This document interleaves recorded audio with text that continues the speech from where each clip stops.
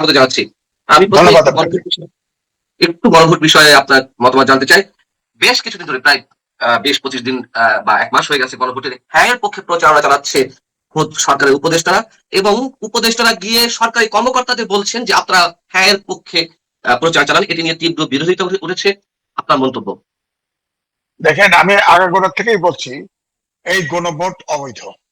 কারণ বর্তমান সংবিধানের ১০৬ অনুচ্ছেদ অনুযায়ী সুপ্রিম কোর্টের রেফারেন্স নিয়ে এই রাষ্ট্রপতি তার কাছে সংবিধান সমুন্নত রাখার জন্য এই অন্তর্বর্তীকালীন সরকার ওত নিয়েছে। সুতরাং সংবিধানের সাথে সাংঘর্ষিক কোনো কিছুই এই সরকারের করার এখতিয়ার নেই। আপনি দেখেন, গণভোট এই সংবিধানে নাই। এক, সংবিধানে যেহেতু নাই, প্রেসিডেন্টের আদেশ, সংবিধান জীবিত থাকতে প্রেসিডেন্টের আদেশ বা প্রধান উপদেষ্টার আদেশ দিয়ে কোন প্রজ্ঞাপন জারি বা আদেশ জারি করে কোন ভোট যে ছাড়া হয়েছে, তাদের এই আদেশ দেওয়ার এখতিয়ারও নাই।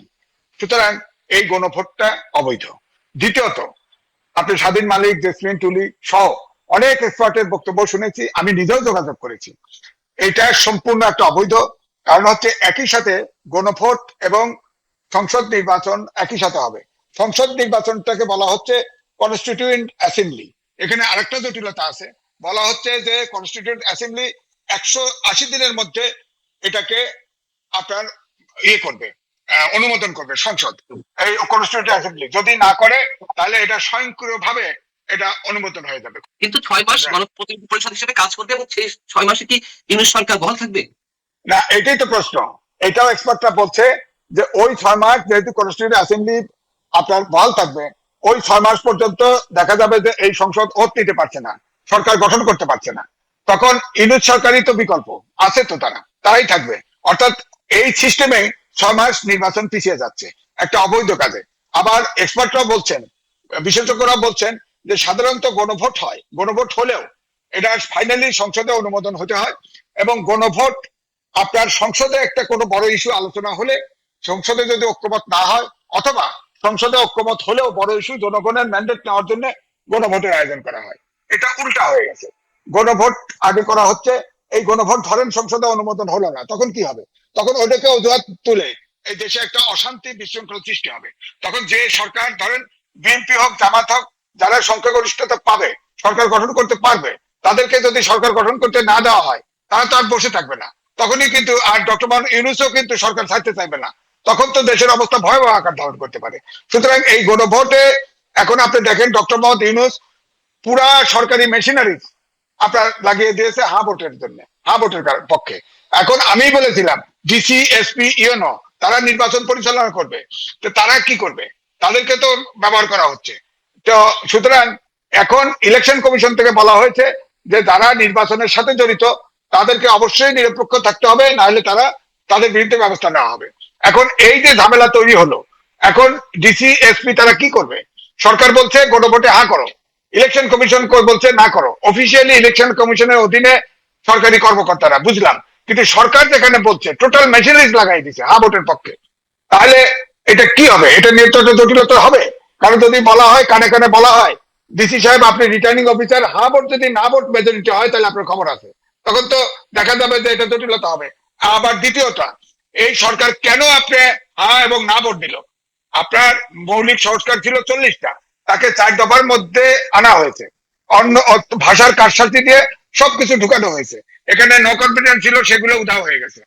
এখন আপনি যে এটা দিলেন, এটা ধরেন যদি না ভোট দিতে যায়, তখন কি অভ্যুত্থান ঘটে নাই? সরকার পরিবর্তন ঘটে নাই? ছাত্র জনতা কি জীবন দেয় নাই? এগুলো প্রশ্ন তো আসবে। তখন এই গণভোটের জুলাই সনদের অবস্থা কি হবে? আবার বিভিন্ন জন বলা হচ্ছে যে এই সরকারের বৈধতার কারণে আপনার গণভোটে হা ভোট দেওয়া দরকার। এই সরকার তো অবৈধ, শুরু থেকেই অবৈধ, শুরু থেকেই অবৈধ। সুপ্রিম কোর্টের যে ১০৬ অনুচ্ছেদের যে আপনার রেফারেন্স নিয়েছে সুপ্রিম কোর্টের, পরে আমি তো নিজে বলেছি যে সেনা নিবাসে ৬২৬ জন আশ্রয় নিয়েছিল, তার ভিতরে প্রধান বিচারপতি আছে, অ্যাপিলেট ডিভিশনের আরো বিচারপতি আছে, রেফারেন্স তাকে দিল। আজ পর্যন্ত তো রেফারেন্সের কোনো কাগজ দেখতে পেলাম না, কেউ না। বলছে যে অ্যাটর্নি জেনারেল অ্যাপিয়ার করেছিল, অ্যাটর্নি জেনারেল কেন অ্যাপিয়ার করবে? হ্যাঁ, তো সেটা কই, ডকুমেন্ট কই? তবে দেশে যাতে ভ্যাকুয়াম তৈরি না হয়, প্রেসিডেন্ট বলেছে রেফারেন্স নেওয়া হয়েছে, আমরা এটা স্বীকার করেছি। এখন ধরি এটা সাংবিধানিক সরকার, সুতরাং এই সরকারের সংবিধানের সাথে সাংঘর্ষিক কোনো কিছু সংশোধন করার, সংস্কার করার এখতিয়ার নাই। সুতরাং এইটা একটা বড় জটিলতা সামনে আসতেছে। কি হবে আমি বলতে পারবো না। এখন নির্বাচন কমিশনের পক্ষ থেকে যেটি বলা হচ্ছে যে উপদেষ্টারা প্রচার চালাতে পারেন, তারা সরকারের কর্মচারী নন, প্রজাতন্ত্রের কর্মচারী। আমার কথা হচ্ছে যে তারাও এটি কিভাবে করেন, এটি পুরনো আলোচনা। আমি যদি নতুন আলোচনাতে যাই, সেটা হচ্ছে এই উপদেষ্টারা আপনি যেটা বললেন প্রত্যেক সরকারি কর্মকর্তাকে বা জেলা পর্যায়ে গিয়ে জেলা প্রশাসকের নির্দেশ দিয়েছেন হায়ের পক্ষে প্রচারণা চালান। এবং ডক্টর আলী রিয়াজ যিনি সংবিধান সংশোধন কমিটির চেয়ারম্যান, সংবিধান সংস্কার কমিশনের প্রধান ছিলেন, তিনিও বলছেন যে এখানে আপত্তির কিছু নেই, সরকারি কর্মকর্তারা হ্যায়ের পক্ষে ভোট চালাতে পারেন। তাহলে এই ডক্টর আলী রিয়াজ যে সংবিধান সংস্কার আমরা কতটা গ্রহণযোগ্য বলে মনে করবো, তিনি নিজেই জানেন না যে সরকারি কর্মকর্তারা পারেন কিনা। তাহলে আমাদেরকে যেভাবে বোঝাচ্ছেন। জি, ডক্টর আলী রিয়াজ তিনি আমেরিকান সিটিজেন, তিনি এসে আমাদের সংবিধান করে দিচ্ছে, ঐক্যমত্য কমিশন করতেছে। আমি এই জন্য এটাকে বলি এটা বিদেশি সরকার, দ্বৈত নাগরিকের সংখ্যা বেশি। উনি যে এটা বলতেছে, উনি বেতনটা কোত্থেকে নেন, কার পয়সা দিয়ে নেন? আপনার পয়সা, আমার পয়সা, ট্যাক্সের পয়সা। আমি যদি না ভোট দিই আমার এখতিয়ারে হস্তক্ষেপ কেন করা হচ্ছে?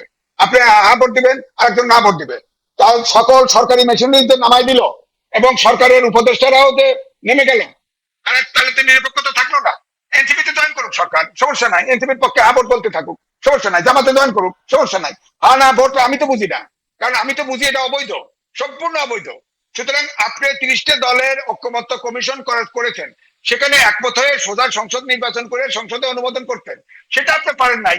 এখন জনগণের ঘাড়ে চাপায় দিচ্ছেন হা না ভোট দেওয়ার, এবং এই ভোট ম্যানিপুলেট করা হবে। আপনি দেখবেন হা ভোট জেতানোর জন্য যত সিল মারাতে হয় এই ইউনিট সরকার এটা মারবে এবং নতুন করে জটিলতা তৈরি করবে এই দেশে। আমাদের এখন যে সরকার যে অবস্থায় নিয়ে গেছে দেশটাকে, নির্বাচন ছাড়া কোনো বিকল্প নাই। এটা যদি অন্যতা হয় তাহলে বুঝতে হবে এই সরকারের কারণে হচ্ছে এবং এই সরকারই দায়ী হবে। তখন তো 6 তলা উঠছে লাফায় লাফায়, উনি তো তখন কি করবে আমি জানি না। এখন তো ওনার সেই ইমেজ পৃথিবীতে নাই। কারণ হচ্ছে উনি বলেছিল যখন নোবেল প্রাইজ পেয়েছিল তখন উনি বলেছিল যে দুর্ভিক্ষকে জাদুঘরে পাঠাবো। এখন জাদুঘরে তো দুর্ভিক্ষ তো এখন হয়ে গেছে, বাংলাদেশে 3 কোটি লোক বেকার হয়ে রয়েছে, 3 কোটি এখন মধ্যবিত্ত নিম্ন মধ্যবিত্তে চলে গেছে, নিম্ন মধ্যবিত্ত হতদরিদ্র হয়ে গেছে, দুর্ভিক্ষ তো রয়েই গেছে মাঠে। এখন বাংলাদেশে তো দুর্ভিক্ষ আছে। এরপরে 3-0 থিওরি নিয়ে ওয়ার্ল্ডে চটপট করছে। এই 3-0 কি? প্রথম হলো জিরো প্রভার্টি, প্রভার্টি এখন তো সব বাজারে যেতে পারি না, সব প্রভার্টি। তারপরে বলতেছে যে জিরো ইমিশন, ইমিশন কি? এই যে ধোঁয়া, কালো ধোঁয়া।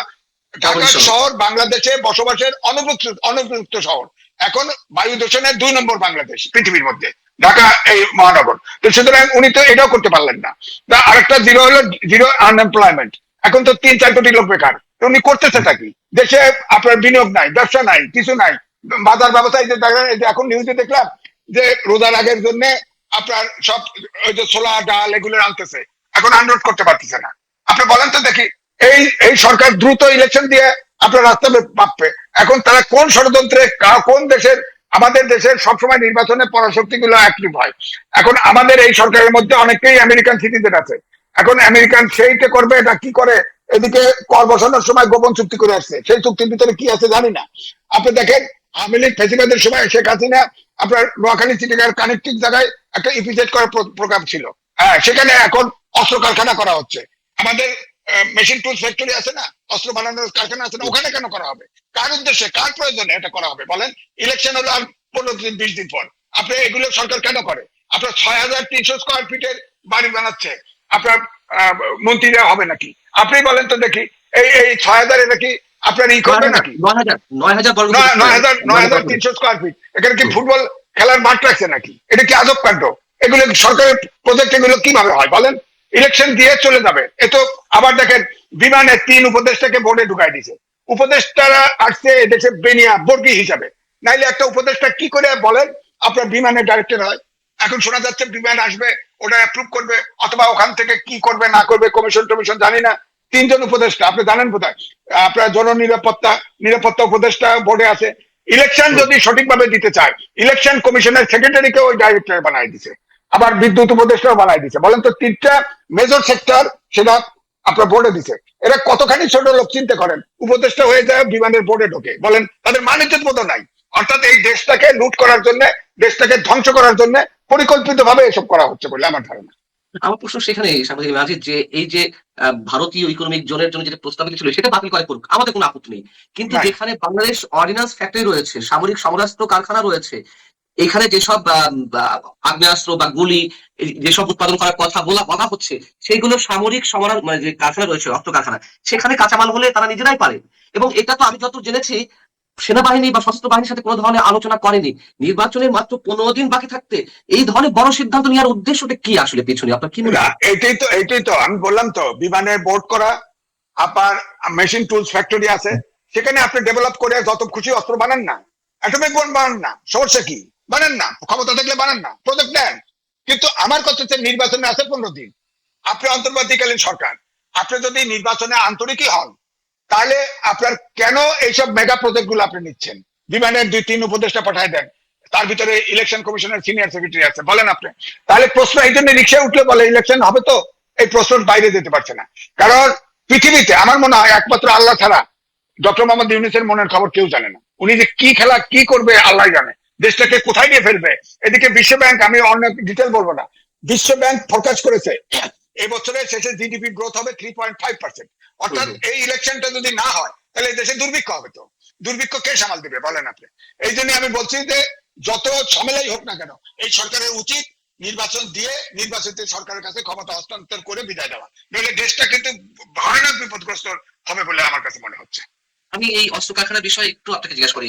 তুরস্ক, চীন, পাকিস্তান এরা নাকি এক ফ্রন্টে এসেছে বাংলাদেশকে কেন্দ্র করে, এরা আলাদা একটা জোট, মানে বাংলাদেশ কেন্দ্রিক আর কি। আমরা এবং যত জানি তুরস্ক এখন যুক্তরাষ্ট্রের প্রক্সি করে, মানে যুক্তরাষ্ট্র কোথাও সরাসরি ইনভলভ হলে সেটা তো বিরোধিতা আসে, আমাদের মনে একটা তুমুল সন্দেহ জাগে, এখন তাদের হয়ে প্রক্সি করে। এই এরকম কোন খেলা মানে গভীর কোন ষড়যন্ত্রের মধ্যে আমরা পড়েছি কিনা, এবং সেটি এরা বাস্তবায়ন করছে কিনা? আমার কাছে মনে হয় তাই। কারণ আমি তো আগেই বললাম যে আমাদের দেশে নির্বাচন হলে সকল পরাশক্তি অ্যাক্টিভ হয়। অর্থাৎ আমাদের যে জিওগ্রাফিক ভৌগোলিক অবস্থা, তাতে করে আপনি দেখেন সারা বিশ্বে 80টা সেনাঘাঁটি আছে আমেরিকার, এই জোনে নাই, সাউথ ইস্ট এশিয়ার ভিতরে কোনো নাই।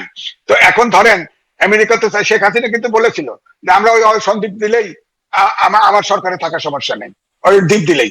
এগুলো কথার কথা হয়তো আমরা বিশ্বাস করি নাই বা করি না, এটা হতে পারে, হতে পারে। কারণ তাদের এই সাবকন্টিনেন্টে আমেরিকার খবরদারির জন্য এখানে একটা সেনাঘাঁটি দরকার এই অঞ্চলে, এবং সেটা বাংলাদেশ আপনার সবচেয়ে উপযুক্ত প্লেস। এটার যে ওই কারখানা, অস্ত্র কারখানার ভিতরে এই আমেরিকার ইন্ধন নাই বা আমেরিকার ইচ্ছে নাই, গোপন চুক্তির ভিতরে যে ওটা নাই, এটা কেমন করে বুঝবেন আপনি? আমার বক্তব্য হচ্ছে যে আপনি তো এটা শুরু করতে পারবেন, শেষ তো করতে পারবেন না। এটা তো বিশাল ব্যাপার, বিশাল প্রজেক্ট। যেমন মন্ত্রীদের জন্য ফ্ল্যাট বানাচ্ছেন 9,030 করে, এটা তো শেষ করতে পারবেন না। এটা টেন্ডার দিবেন কি? টেন্ডার দিয়ে কমিশন কাজ দিতে হবেন নাকি? আমি তো বুঝতেছি না। নাকি বাইরের কোন এজেন্ডা বাস্তবায়ন করতেছেন? জাস্ট বাস্তবায়ন। আপনি ধরেন এই যে যে যে অস্ত্র কারখানা করার চেষ্টা করা হচ্ছে, অস্ত্র তৈরি করা, এটা তো হয়তো কোনো দেশকে দিয়ে ফেলবে, কিন্তু ওখান থেকে কমিশন খায় দেওয়া যাবে, কিন্তু ওটা তো তৈরি শেষ করতে পারবে না, শুরুও করতে পারবে না। ফিজিবিলিটি স্টাডি অনেক কিছু আছে। তাদের যদি এই ধরনের কোনো ডিজাইন থাকে না, আরো 5 বছর 10 বছর থাকবে, যেটা আপনি বলেন ইউনুসের, ডক্টর ইউনুসের মনের কথা এক আল্লাহ ছাড়া আর কেউ যায় না, যদি এই ধরনের টার্গেট তাদের ভিতরে থাকে না, যে থাকলে তো তখন পার্লামেন্ট সংসদ তো নির্বাচন হবে, মেজরিটি কেউ না কেউ পাবে, সেটা জামাত পাক আর বিএনপি পাক। এবং ওই সিচুয়েশনে আপনি দেখবেন এই সরকার তখন পালানো ছাড়া রাস্তা থাকবে না, তখন ওই অভ্যুত্থানের মতো সব শক্তি এক হবে। কিন্তু সেই নির্বাচন আসলেই হবে 12 তারিখে? মানুষের মনে তো এখন অনেক ধরনের সন্দেহ রয়েছে। আল জাজিরাতে একটি রিপোর্ট প্রকাশ হয়েছে যে আইন শৃঙ্খলা পরিস্থিতি ভয়াবহ এবং আন্তর্জাতিক বিশেষজ্ঞরা আশঙ্কা করছেন 12 তারিখের নির্বাচন নিয়ে। এই ধরনের ইঙ্গিত দেওয়া হয়েছে আল জাজিরা রিপোর্ট, যেটি মঙ্গলবার প্রকাশিত হয়েছে। না, সন্ত্রাস সংঘর্ষ যতটুকু হচ্ছে আমাদের নির্বাচনের সময় এই কালচার এটুকু হয়ে থাকে, আমি মানে নিলাম। কিন্তু এই যে ডক্টর মোহাম্মদ ইউনূসের কি ষড়যন্ত্র আছে, এটা তো পরিষ্কার হওয়া যাচ্ছে না। আপনি বলেন এইসব কারণে তো মনে হয় মানুষের ভিতরে ধোঁয়াশা। ইলেকশন উনি সঠিকভাবে দিবে কিনা জানি না। গণভোট এবং সংসদ নির্বাচন একই সাথে করে এই জটিলতা তৈরি করছে এবং অবৈধ কিছুতে, এবং তিনি এই সংবিধানের 7 ক এবং খ অনুচ্ছেদ আছে, হ্যাঁ, সেখানে বলা আছে যে এই মৌলিক ইস্যুতে সংবিধানের মৌলিক কোনো কিছু সংশোধন করলে রাষ্ট্রদ্রোহী মামলা পড়বে। এই সরকার, আমার ধারণা, তারা এই সংস্কার যতক্ষণ পর্যন্ত এই আপনার কনস্টিটিউয়েন্সি অ্যাসেম্বলি পাস না করবে ততক্ষণ এরা সরকার ছাড়বে না। কারণ হচ্ছে যে তারা আসলে দায় মুক্তি পেতে চায়, তারা নিজেরাও বোঝে তারা আইনের বাইরে যত সরকার যত কিছু করছে সব অবৈধ, তাদের সবকিছু অবৈধ, সব অবৈধ। সুতরাং তাদের দায় মুক্তি ছাড়া মুক্তির কোনো পথ নাই। শেখ হাসিনাকে রায় দিয়েছে না, শেখ হাসিনাকে আমি ফেরত আনতে চাই না, এরকম ইউনূসকেও একসময় ফেরত আনতে চাইতে হতে পারে। সুতরাং তাদের উচিত হবে, এখন আমার মনে হয় তারা পারে নাই দেশ চালাতে, সব এনজিও, কয়েকজন এক ফুট এনজিও, এক ফুট আমলা, এক ফুট প্রফেশনাল শিক্ষকেরা সরকার চালানোর কেউ বোঝেই নেই কিছু। ছাত্র রাজনীতির ব্যাকগ্রাউন্ড অন্তত না থাকলে সরকার চালানো সম্ভব। এই সরকার একদমই টোটালি ব্যর্থ হয়ে গেছে। এই সরকার ইমিডিয়েটলি নির্বাচন দেওয়া উচিত, এবং দেশের যদি কোন রকম মমত্ববোধ থাকে তাহলে নির্বাচন দিয়ে তাদের বিদায় দেওয়া উচিত।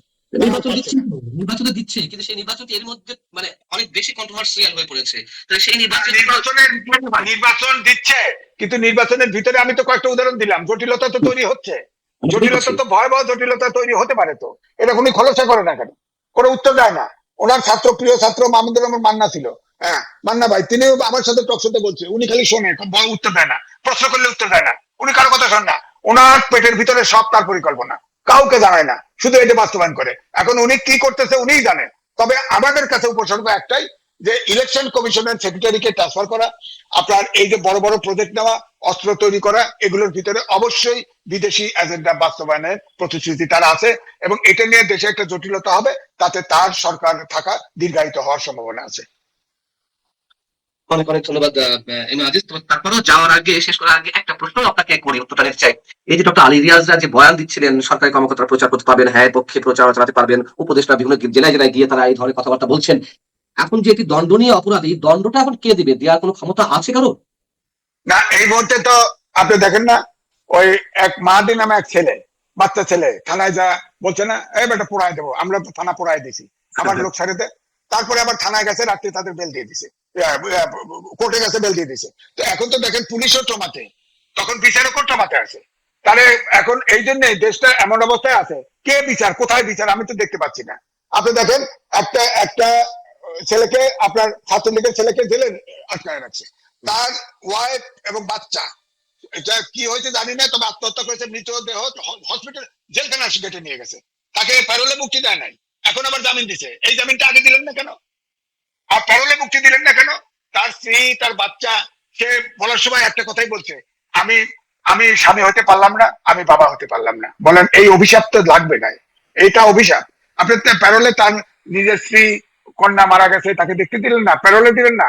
আবার দেখেন আওয়ামী লীগের মন্ত্রী ছিল হুমায়ুন সাহেব, তিনি তো বিনা চিকিৎসায় তাকে থানায় হসপিটালে আনা হয়েছে, হসপিটালে মারা গেছে, তাকে ডান্ডা বেরি সহ হ্যান্ডকাপ পরা সহ তাকে পাঠানো হয়েছে। বলেন, এবং নরসিংদীতে সর্বকালের সর্ববৃহৎ জানাজা হয়েছে। এগুলো অমানবিক। আমরা মানবাধিকার, সার্বজনীন মানবাধিকার ঘোষণাপত্রের জাতিসংঘের স্বাক্ষর করেছি না, এগুলো তো জবাবদিহি করতে হবে। কেউ যদি মামলা করে এটার উত্তর দিবেন কি? জাতিসংঘের ঘোষণাপত্রে তো স্বাক্ষরিত, বাংলাদেশ স্বাক্ষর করা দেশ। সুতরাং এগুলো সরকার কোনো দিক থেকে কিছু পাচ্ছে না। তারা, আপনি শুরু থেকে দেখেন, জামাত এনসিপি যা দাবি করে তাই মানে। এখন গণভোটও তারাই চাচ্ছে, সরকারও চাচ্ছে। আমি এই জন্যই বলছি সরকার জয়েন করুক, এনসিপিতে জয়েন করুক, এনসিপি তো তারই দল, এনসিপিতে জয়েন করুক, জয়েন করে ভাবর চাক যায়। সরকারে থেকে কেন? সরকার আর বড় দল, বিশেষ করে বিএনপি, তারা মনে করে নির্বাচন হলেই তো জিতে যাবো, সুতরাং কোনো মতে